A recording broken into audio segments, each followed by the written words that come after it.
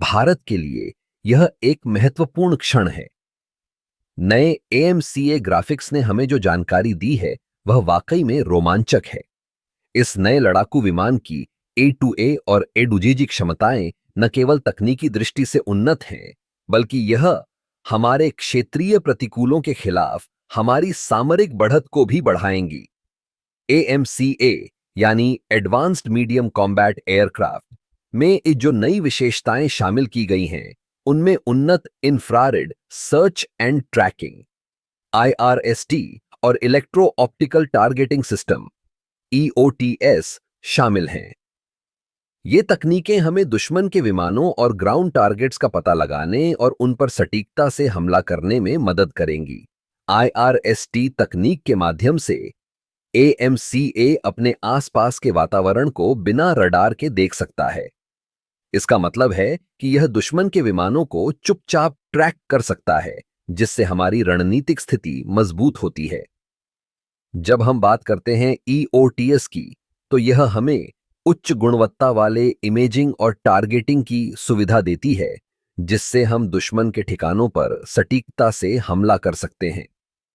इन क्षमताओं के साथ AMCA न केवल एक लड़ाकू विमान है, बल्कि यह एक बहुउद्देशीय प्लेटफॉर्म बन गया है। यह न केवल हवाई लड़ाई में, बल्कि जमीनी लक्ष्यों के खिलाफ भी प्रभावी है। इससे हमारी वायुसेना की ताकत में इजाफा होगा और हम अपने क्षेत्र में एक मजबूत स्थिति बनाए रख सकेंगे। भारत के लिए यह एक गेम चेंजर साबित हो सकता है। जब हम अपने क्षेत्रीय प्रतिकूलों की बात करते हैं, तो हमें यह समझना होगा कि तकनीकी श्रेष्ठता ही हमारी सुरक्षा की कुंजी है। AMCA के साथ हम न केवल अपने प्रतिकूलों को चुनौती देने में सक्षम होंगे, बल्कि उन्हें पीछे छोड़ने में भी सक्षम होंगे। इस नए लड़ाकू विमान की क्षमताएं हमें आत्मनिर्भरता की ओर भी ले जाती हैं।